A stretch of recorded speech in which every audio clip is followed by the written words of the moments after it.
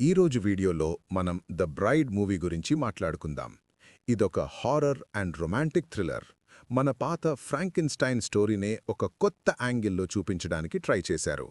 ఈ ఫిల్మ్ మొత్తం 1930s Chicago బ్యాక్‌డ్రాప్‌లో set అయి ఉంటుంది. అక్కడే ఒక స్ట్రేంజ్ అండ్ డార్క్ స్టోరీ మొదలవుతుంది. మూవీ స్టోరీ ఫ్రాంకెన్‌స్టైన్స్ మాన్స్టర్తో స్టార్ట్ అవుతుంది. ఆ మాన్స్టర్ ఈ ప్రపంచంలో ఒక్కడే మిగిలిపోతాడు. తన లైఫ్లో ఒక కంపానియన్ అంటే తోడు లేదు అనే వెలితి తనకి చాలా ఎక్కువగా అనిపిస్తుంది. అందుకే తనొక సైంటిస్ట్ని అడుగుతాడు, తనలాంటి ఒక కంపానియన్ని క్రియేట్ చేయమని.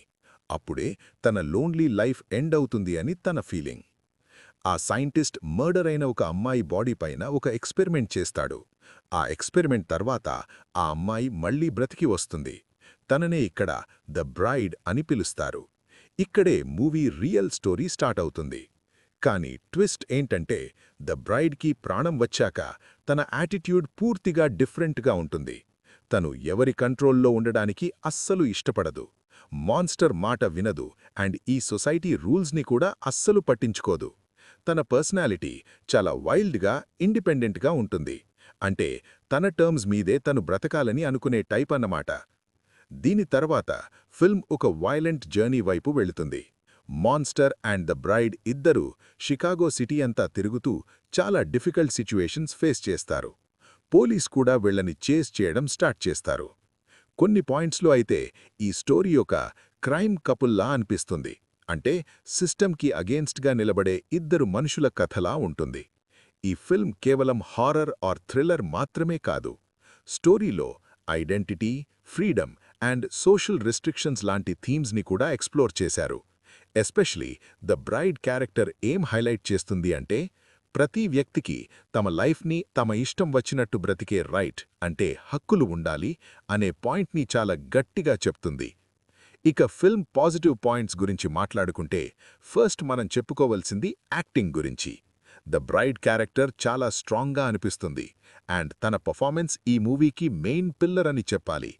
మాన్స్టర్ క్యారెక్టర్ కూడా చాలా ఇంట్రెస్టింగ్గా ఉంటుంది అండ్ తనలో ఉన్న ఎమోషనల్ సైడ్ని కూడా చాలా బాగా చూపించారు. ఫిల్మ్ డైరెక్షన్ కూడా చాలా బోల్డ్గా, డిఫరెంట్గా అనిపిస్తుంది. 1930s ఎరా సెట్స్, కాస్ట్యూమ్స్ అండ్ ఓవరాల్ ఎన్వైరన్మెంట్ని చాలా పర్ఫెక్ట్గా రీక్రియేట్ చేశారు. కొన్ని సీన్స్ విజువలీ చాలా స్ట్రాంగ్గా ఉంటాయి అండ్ ఈ ఫిల్మ్ స్టైల్ మిగతా హారర్ మూవీస్ కంటే చాలా యునీక్గా ఉంటుంది. కానీ ఈ ఫిల్మ్లో కొన్ని ప్రాబ్లమ్స్ కూడా ఉన్నాయి. ఫస్ట్ మెయిన్ ప్రాబ్లం ఏంటంటే మూవీ స్ట్రక్చర్. కొన్ని పాయింట్స్ దగ్గర స్టోరీ కొంచెం స్కాటర్డ్గా అంటే ఇక్కడికక్కడికి వెళ్ళినట్టు అనిపిస్తుంది అండ్ ఫిల్మ్ ఒక క్లియర్ డైరెక్షన్లో మూవ్ అవ్వదు. కొన్ని సీన్స్ మధ్య కనెక్షన్ కూడా కొంచెం వీక్గానే ఉంటుంది. సెకండ్ ప్రాబ్లం వచ్చి ఫిల్మ్ టోన్. ఒకసారి ఇది డార్క్ కామెడీలా అనిపిస్తుంది, ఇంకొకసారి సీరియస్ రొమాన్స్లా అండ్ సడన్గా ప్యూర్ హారర్లా మారిపోతుంది. ఈ మిక్స్ ప్రతి వ్యూవర్కి న్యాచురల్గా అనిపించకపోవచ్చు అండ్ దీనివల్ల స్టోరీ మూడ్ కొంచెం కన్ఫ్యూజింగ్గా తయారవుతుంది. ఇక ఫిల్మ్ పేసింగ్ కూడా అన్ని చోట్ల స్ట్రాంగ్గా లేదు. కొన్ని పార్ట్స్లో స్టోరీ ఫ్లో చాలా స్లో అయిపోతుంది. దీనివల్ల వ్యూవర్స్కి మూవీ కొంచెం లెంగ్త్ ఎక్కువైందేమో అనే ఫీలింగ్ వస్తుంది. ఎడిటింగ్ ఇంకా టైట్గా ఉంటే ఫిల్మ్ ఇంకా ఎంగేజింగ్గా ఉండేది. కొన్నిసార్లు క్రిటిక్స్ చెప్పే మాట ఏంటంటే ఈ ఫిల్మ్ స్టోరీ కంటే ఎక్కువ స్టైల్ మీదే ఫోకస్ చేశారు అని.